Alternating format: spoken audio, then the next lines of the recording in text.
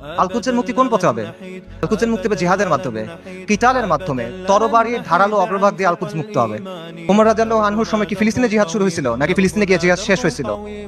সালাহুদ্দিন আল আইয়ুবীর সময় জিহাদ কি ফিলিস্তিনের দরজায় শুরু হয়েছিল, না জিহাদ ফিলিস্তিনের ভেতরে গিয়ে শেষ হয়েছিল? এই প্রশ্নগুলোর উত্তর সোজা, কিন্তু আবারও এই সহজ উত্তরটা আমরা নিতে পারি না, কারণ এই যে আমাদের পরাজিত মানসিকতা, এটা আমাদের আচ্ছন্ন করে রাখছে। এটার বাইরে আমরা বের হতে পারতেছি না। শুরু ফিলিস্তিনে হবে না, এটা শেষটা ফিলিস্তিনে গিয়ে হবে। ইতিহাসে এভাবেই বারবার হয়েছে। এই জন্য প্রথমে মুসলিম মেজরিটি দেশগুলো আছে সেগুলোকে আপনার স্বাধীন করতে হবে, সেকুলার সিস্টেম থেকে বের হয়ে সেখানে ইসলামী শরিয়া আনতে হবে। We must replace this tyrannical puppets with men of God. মূল বিষয়টা সিম্পল, কিছু ভূখণ্ডের উপর আহলুস সুন্নাহ ওয়াল জামাত তামকিন লাগবে, শাসন কর্তৃত্ব লাগবে।